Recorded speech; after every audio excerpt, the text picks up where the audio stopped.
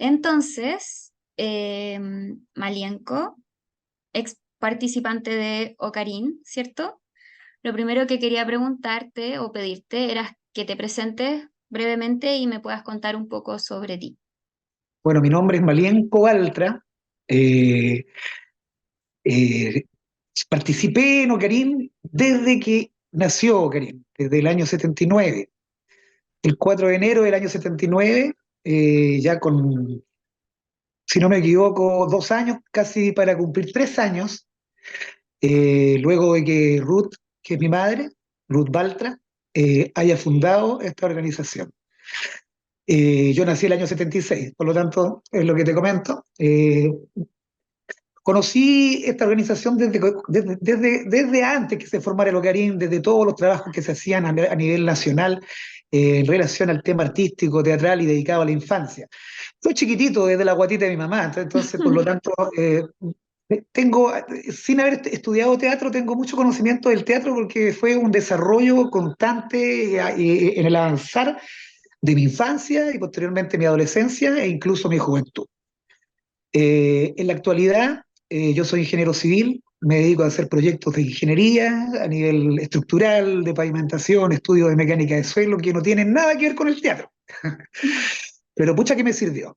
Pero pucha que me sirvió y pucha que considero uno de los ítems que a lo mejor se peleó y hasta el día de hoy me da la impresión que está ahí dentro de las bodegas del Congreso Nacional, que me refiero directamente a la incorporación del arte dramático a la malla curricular escolar.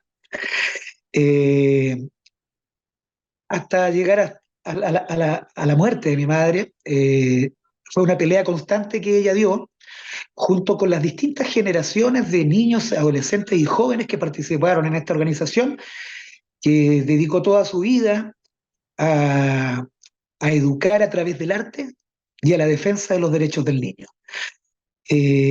No sé si se requiere más, pero me da la impresión que he descrito bastante bien mi presentar.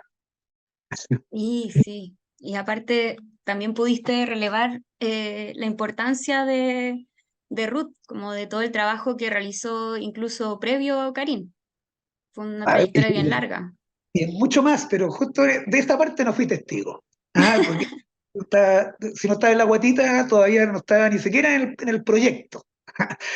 Pero pucha, muchas cosas se hicieron en el tiempo de la Unidad Popular y posteriormente, al inicio de la dictadura militar. Fue un tema que, como te digo, o sea, muchas veces se relacionaba y se le dirigía todo este asunto a un tema político, siendo que estábamos a nivel social, en un contexto político intenso, pero la dirección que mi madre otorgaba era un asunto más relacionado a dos temas que no tienen política, que son un tema que es apolítico, que es el arte y que es la defensa de los derechos del niño, de la infancia y de la adolescencia. Y que eso muchas veces fue incomprendido en ese tiempo, debido obviamente al contexto nacional, dramático, intenso, terrible que se vivió en los años 70. Entonces, del 73 después del golpe. Mm, sí. Bueno, y respecto a eso, quizás podríamos entrar un poco, si me puedes describir qué era Ocarín, como cuál Karim, era, qué era Ocarín y qué recuerdos también tienes de esta experiencia que tú viviste. me gusta bastante, hasta el día de hoy lo tengo, y también más contemporáneo. ¿Ah? Organización Nacional de la Cultura y el Arte Infantil, ese era el significado de Ocarín. Y tenía una frase muy, ¿cómo se llama?, particular que decía: en los brazos del pueblo se mece un niño llamado Esperanza. Es muy curioso esto, ¿ah? Porque después en el tiempo, previamente a que se incorporara en la sociedad la integración del hombre y la mujer en casi todos los contextos, en las siglas, posteriormente cambió y este mismo en los brazos del pueblo cambió a ser se mece un niño y una niña llamada Esperanza. Y siempre fue, en ese sentido, fue muy precursora mi madre. Creo que dio al clavo con el asunto y ella fue siempre integrando a la mujer en este tema.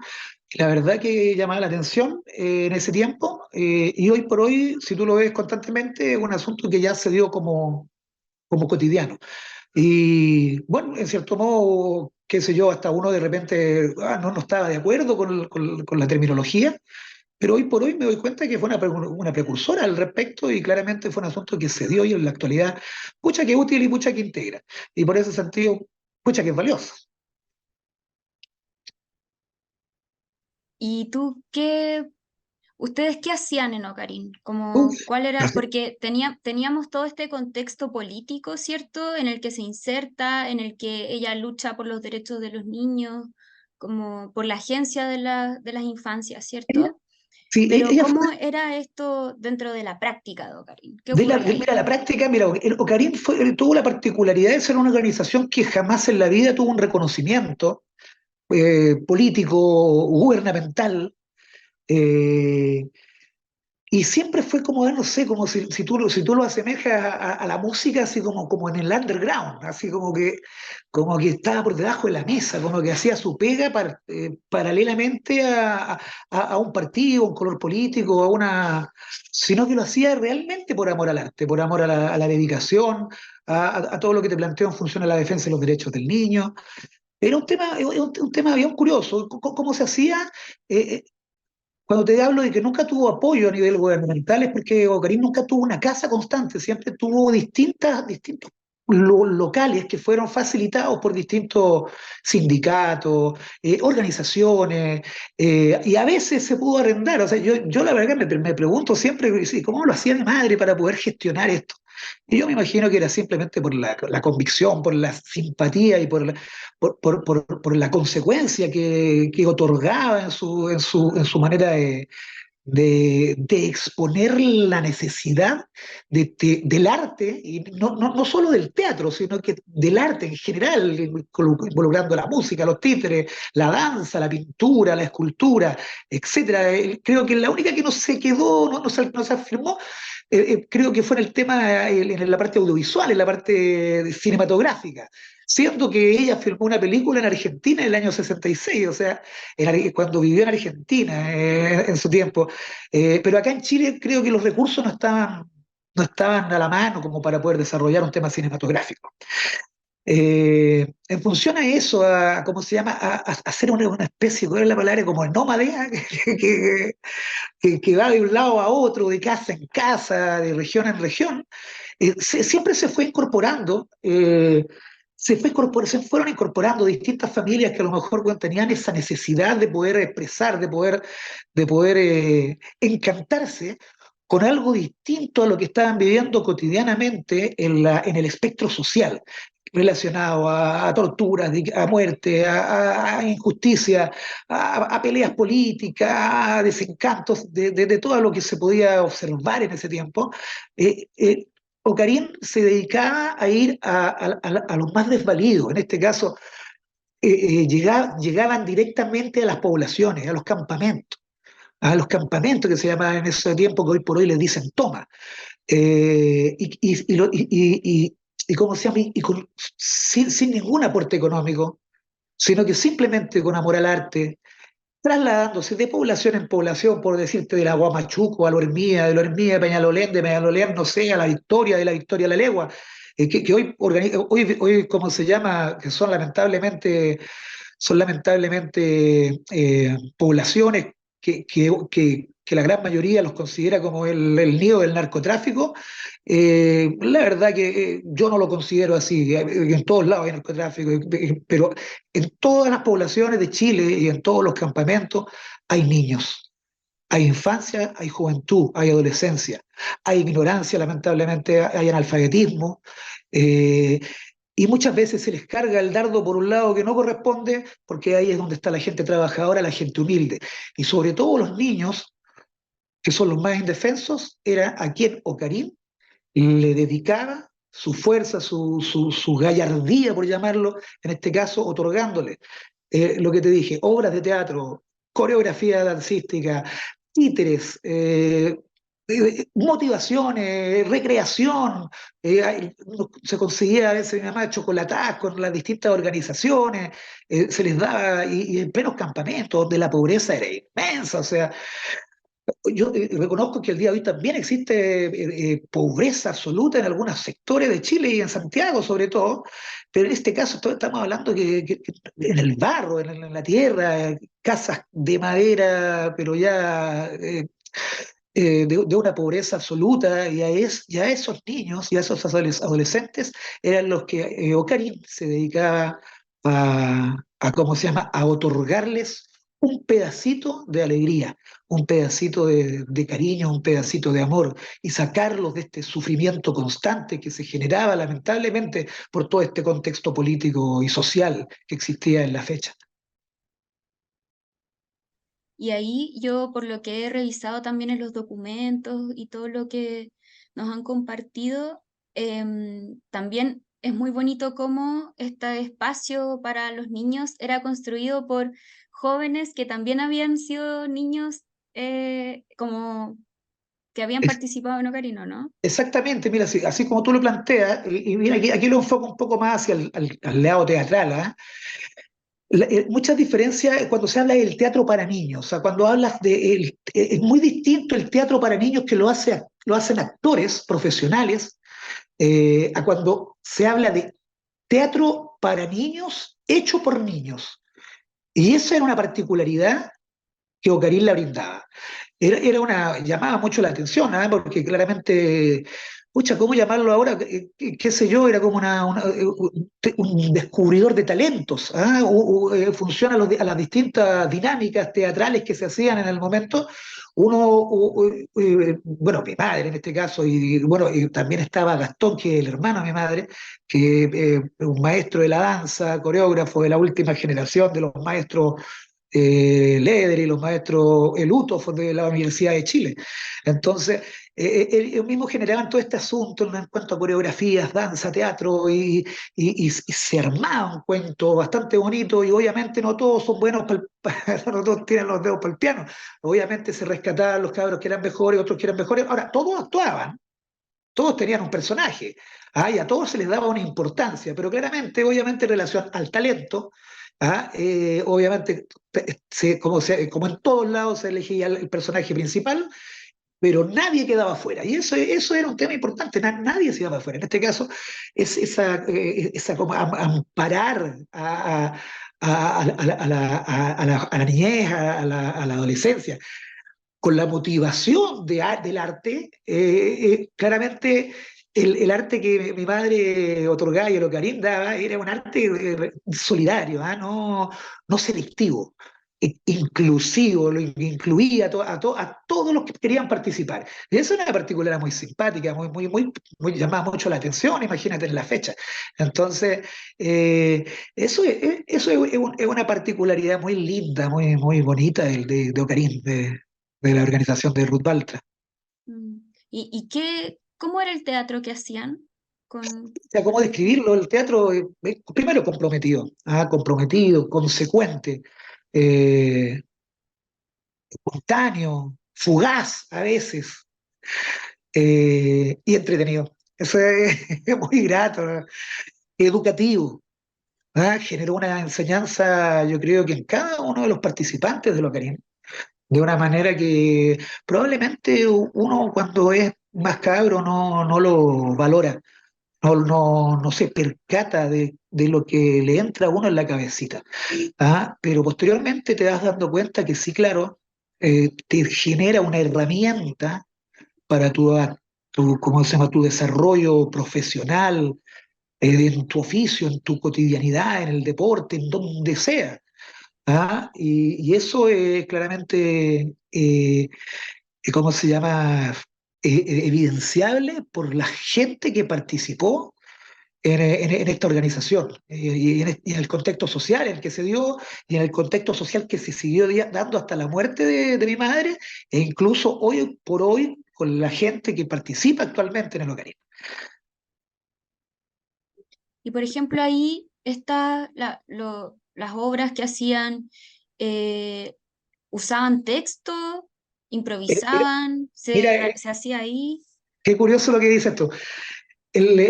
Muchos de ¿cómo se llama?, los libretos que lo hacía mi mamá. Mi mamá se caracterizaba, yo creo que toda la gente que tú le puedas preguntar te va a decir algo muy relacionado a lo que te voy a decir yo. Ella era experta, tenía una facilidad, voy a ponerlo aquí para que se vea, pero ella escribía a máquina. ¿Ah? Escribía a máquina con una facilidad era sorprendente, así parecía como estas señoritas que están en el juzgado y que tipean todo lo que hablan los imputados, la misma historia.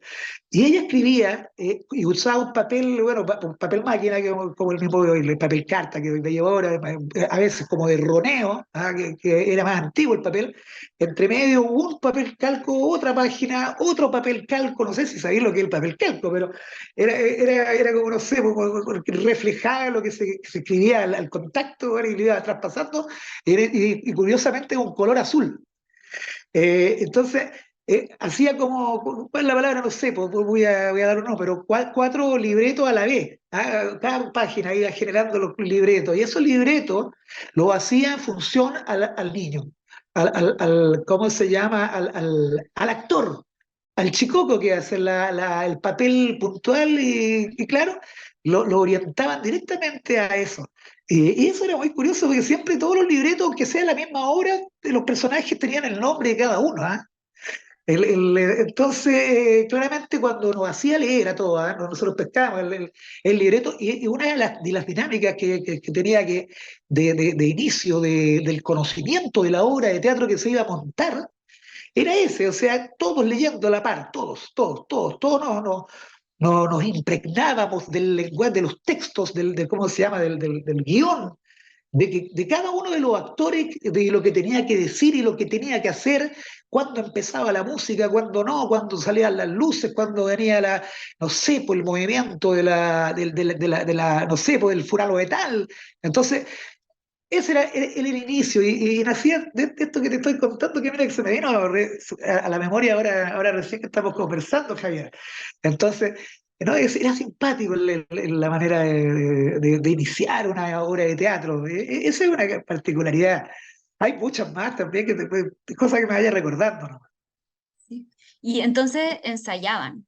Era ¿Ya? harto tiempo de ensayo, Sí, de por trabajo, supuesto. de No, harto no, tiempo. sí, no era espontáneo, aunque sí. Mira que interesante lo que te voy a contar ahora que me dijiste esto que estás planteando.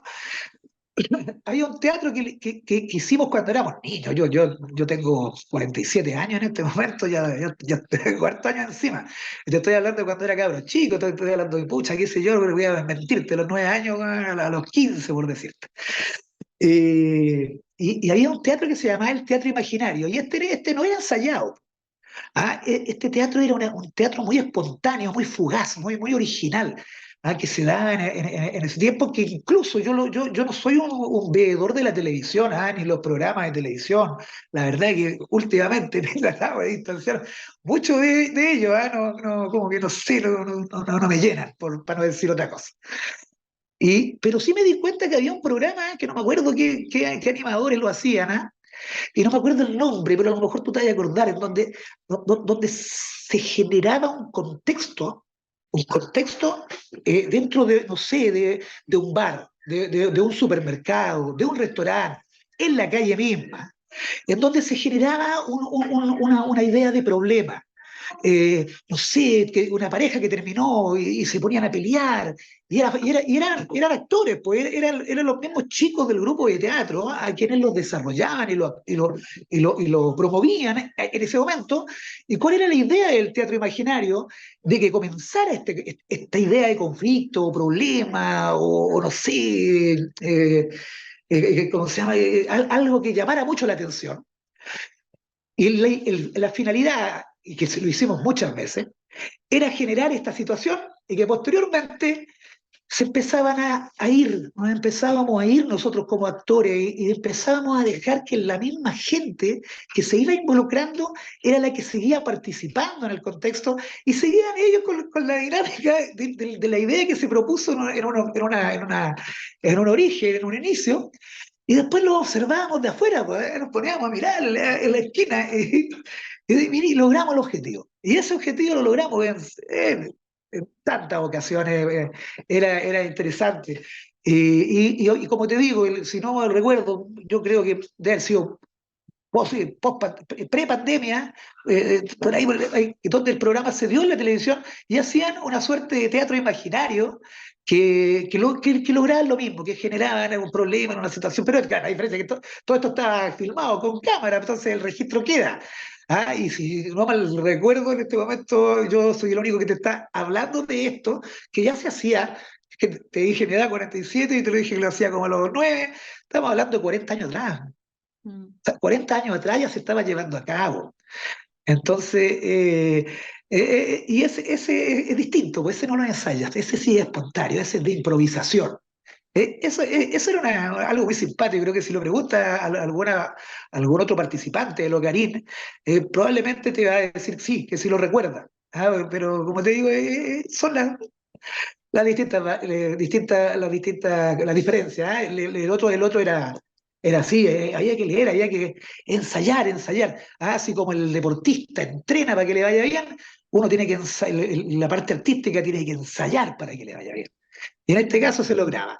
Y lo otro lograba crecer más como persona, fortalecer más tu fuerza escénica, no sé, tu improvisación, tu exposición de la voz, tu expresión corporal, ¿ah? Y tu convicción de que estás haciendo eh, teatro y la gente lo cree.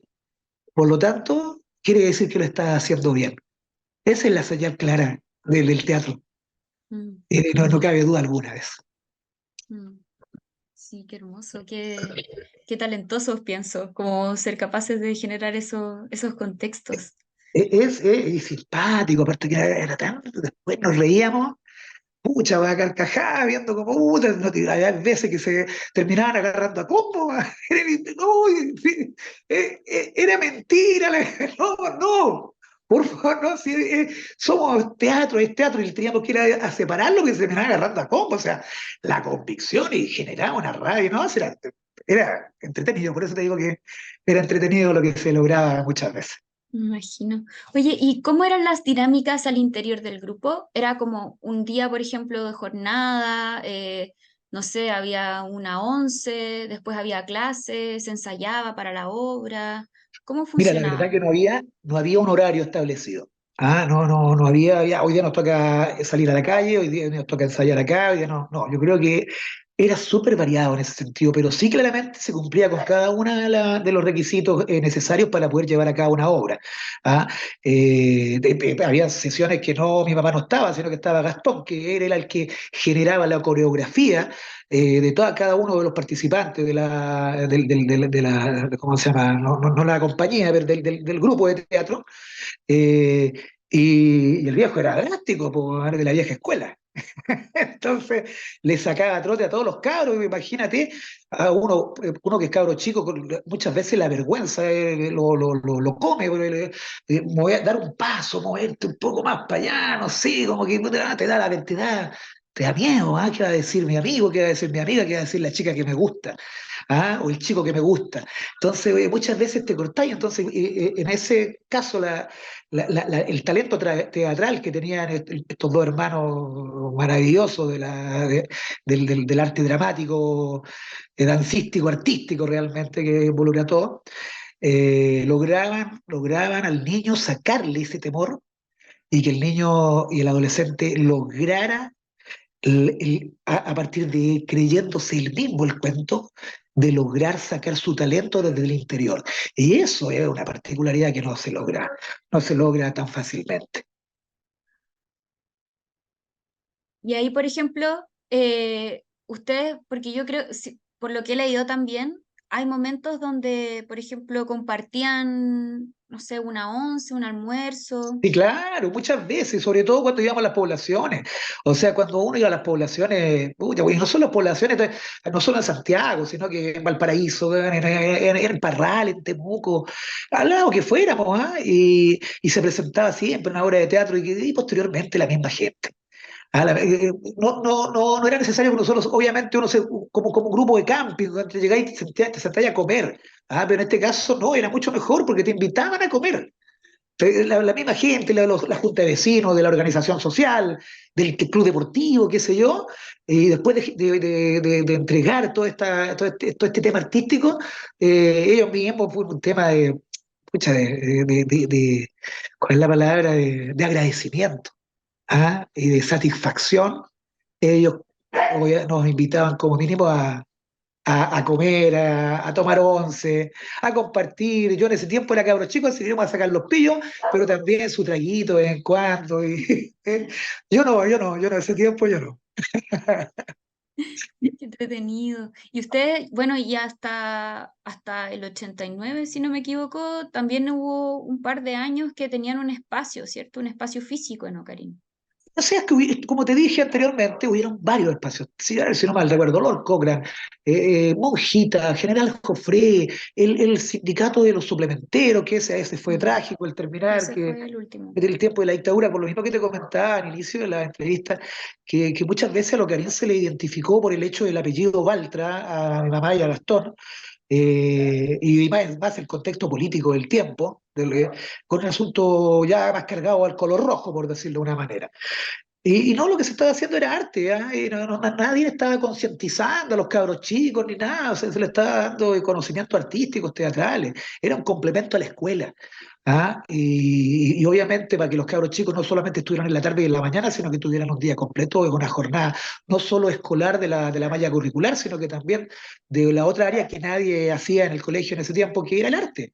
¿Ah? Tanto sea música, arte, teatro, danza, etcétera. Entonces, claro, fue dramático el tema de los suplementeros, que fue como una de las últimas casas constantes que tuvo Locarín, que terminó siendo incendiada por manos oscuras. Nunca se supo, nunca se investigó, eh, y lamentablemente o sea, por suerte no se perdió ninguna vida, y lamentablemente el sindicato de suplementeros perdió el local que tenía en Arturo Prat, atrás de los Juegos Diana, al lado Mm. de la iglesia Sacramentino, una casa grandota con un teatrito chiquitito, pero con un buen espacio, y antigua la casa de madera. Entonces, pucha, le tenían que haber tirado una bomba incendiaria y se prendió todo.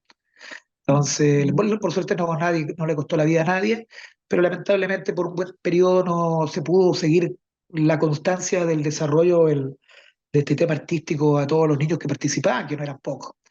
Y no solo ahí, porque claramente era la sede para juntarse, po. Y de ahí uno se distribuía para los distintos lados, para las distintas poblaciones. Ahí se tomaba como un acuerdo.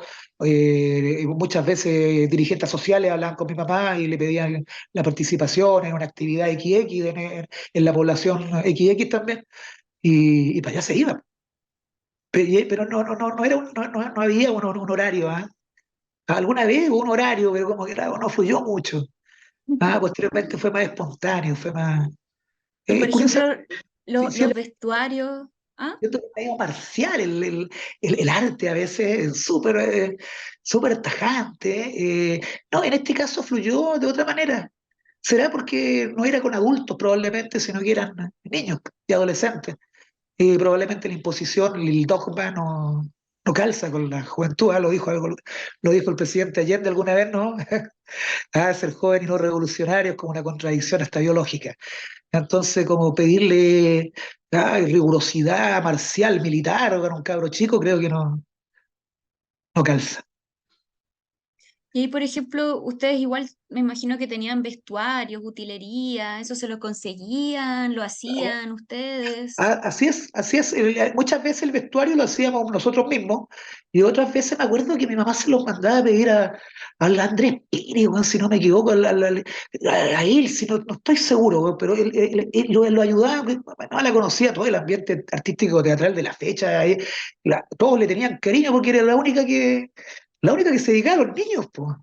Entonces, era curioso. Entonces, muchas veces se conseguían las mismas señoras, las mismas tías, las mismas mamás, se conseguían género, weón, y muchas veces los otros colaboradores, otros artistas que eran del mismo ámbito teatral, colaboraban y nos ayudaban a hacer los vestuarios, y pucha que se veían bonitos.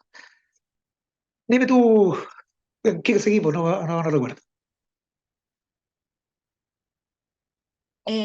La próxima pregunta que te quería hacer, que igual un poco me contaste de eso, tiene que ver con cómo se relacionaban con el contexto en el que estaba inserto Ocarín. Como, de qué Puta, manera, ¿cómo sí, veías tú que afectaba a esos contextos, a es esos que era un niños que tema, participaban? era un tema es complejo, es curioso lo que hizo Karim, porque claramente el contexto social que había en ese tiempo era tremendo. Entonces, por el contrario, lo que generaba era alegría, po, era una sonrisa, rescatar una sonrisa a un niño. Entonces, mientras estaban matando gente, degollando a profesores, weón, cortando el cogote, weón, a jóvenes, weón, matando niños, matando gente, sacando, golpeando a gente en las poblaciones. Entonces, era como, y nosotros íbamos a sacarle sonrisa, a hacer participar. Entonces, el contexto social era como, era raro, era eh, inconscientemente como que uno escapaba de esta realidad tremenda y terrible que existió y se convertía todo en un algo mágico, en algo que claramente, qué bueno que se dio en su momento. Yo creo que las personas que lo vivieron en su momento, valga la redundancia, pucha que lo tienen que haber disfrutado, porque en ese tiempo no se pasaba bien. Entonces, otorgar un poquitito de alegría a gente que está sufriendo es muy grato, es muy loable, muy noble. ¿Y tú crees que, porque, claro, por un lado están los adultos que estaban a cargo de este espacio, ¿cierto? Que tenían su discurso como súper claro, sus motivaciones acerca de esta como dignidad hacia los niños, las niñas. Pero, ¿y tú crees que esas eran las mismas motivaciones de los niños? Como que había una conciencia respecto a que querían pasarlo bien, ser felices, que veían felices a sus otros compañeros. ¿Qué crees que motivaba a los niños que participaban en este Yo espacio? creo que, pucha, a lo mejor va a ser un poco, no sé, despectivo, no despectivo, sino que curioso, pero los niños mi mamá lo dijo una vez, weón, los niños son una migaja, weón, entonces, eh, que están, que, que se forman a partir de muchas veces del instinto que está relacionado a la bondad espontánea de la naturaleza humana. Entonces, eh, los niños cuando presentían instintivamente que el asunto generaba alegría, alegría, a veces llanto de simplemente de emoción, pero notaban que estaban haciendo algo bueno, irradiaban su propia sonrisa. Lo mismo, yo mismo, también, pues uno cuando está contento, son dos alternativas, te emocionas, sonríes o te cae un llanto, una lágrima ¿cómo se llama?, de emoción. Entonces, de esa manera curiosa que cuando a uno se le sale una lágrima de la emoción de lo que está viendo, los niños es lo mismo. Entonces, y eso en cada una de las participaciones que se hacían artísticas se generaban, pues, muchas veces también vimos cosas terribles, pues entonces ver a cabros chicos muertos de hambre, desnutridos, weón, en la población, weón, y uno era cabro chico también, pues de la misma edad, pues, weón, entonces, y te das cuenta de que él está mal y que tú no, pues. Entonces, pero para uno es lo mismo, o sea, cuando uno es niño, todos son niños, entonces todos son buenos. Claramente, hay maldades, no sé, no sé, se porta mal, pero bueno, hay de todo en este mundo, así que por lo tanto eso se llama diversidad. Y eso es un tema de diversidad que nada que ver con la diversidad sexual, o sea, aquí estamos hablando de la diversidad de una palabra mucho más amplia, que eso es lo que muchas veces hay que dar a entender. La diversidad habla también del comportamiento humano, y el comportamiento humano, cada ser humano tiene el derecho a comportarse como realmente a él le nazca, o sea, de una u otra manera da lo mismo para donde quiera ir, pero eso se llama tolerancia, eso se llama respeto, y eso es lo que se ejercía espontáneamente dentro del Ocarín.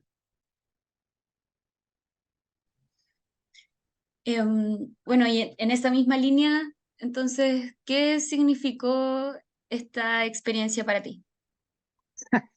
Parte de mi vida, o sea, primero, ¿qué es lo que significa? Es parte de mi vida y se lo agradezco, o sea, saliendo un poquito del contexto de hijo y madre, porque obviamente, bueno, pues yo era el mamona y andaba colgado, me decían el koala porque andaba colgado mi mamá.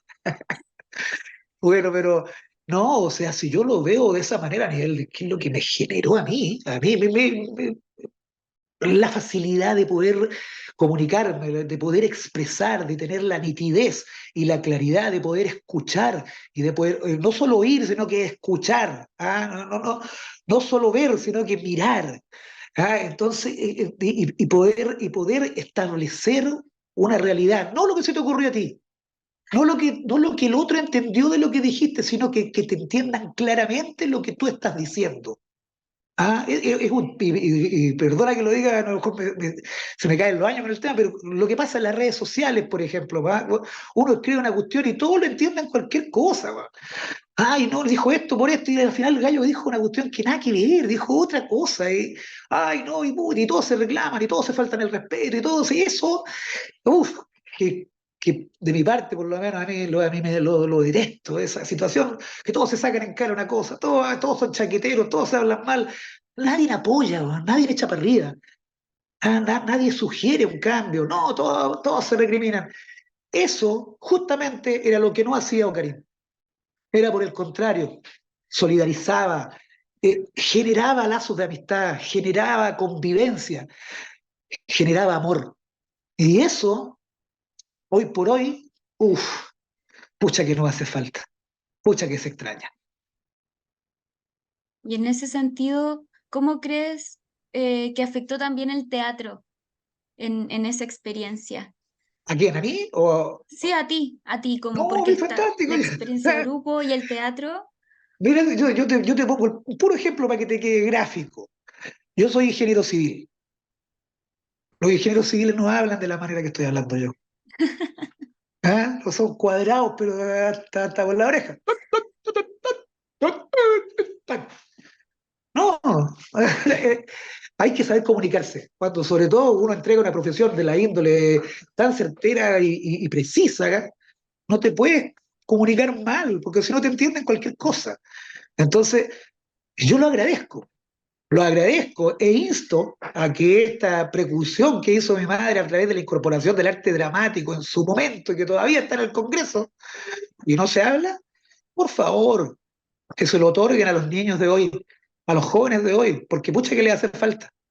Pucha que hace falta poder expresarse, representar bien lo que quieren plantear.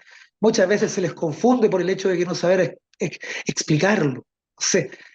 Pero es un contraste de ese tiempo a lo que hoy pasa y es notorio. Mm. Bueno, y la última pregunta tiene que ver un poco con, quizás con lo último que acabas de decir, como si te gustaría agregar algo más, como respecto. Nada, yo creo que he dicho harto ya relacionado al tema, pero si quisiera agregar algo más, yo no, o sea, sería ojalá incorporar todos estos valores y no los antivalores.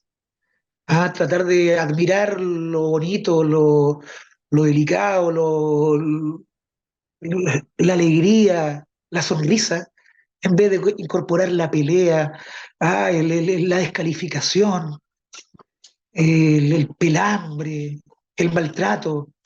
No, cambiarlo por los valores. Eso creo que es necesario en la actualidad. Ojalá se haga, ojalá se vuelva a rescatar eso. No digo para nada que en la actualidad no hayan cosas hermosas y preciosas que se hagan. No digo que la generación de atrás era mejor que la de adelante, no. Yo creo que entre ambas, rescatando lo bueno de acá y lo bueno de acá, se construye un camino que genera un equilibrio. Y ese equilibrio es el que estamos distantes y al cual, ojalá podamos llegar como sociedad, como jóvenes, como adolescentes, como adultos. Eso. Gracias, Malienko. Gracias a ti, Javiera. Gracias por brindarme la oportunidad de poder contar esta historia, siendo que hay muchas más en otro contexto, en otro momento. Ahí pues, podría contar varias más, porque creo que hay muchas, yo solamente he reflejado las que recordé en este momento. y te agradezco en el alma, de verdad. Ojalá que sea todo positivo en este proyecto Arde. Se agradece a ti y a todas las personas que participan. Qué bueno que recuerden a mi madre, qué bueno que recuerden a Ruth Baltra, a Gastón Baltra y a Ocarim. Ojalá que vengan muchas más organizaciones que tengan ese objetivo en común, educar a través del arte y estar siempre presente en la defensa de los derechos del niño.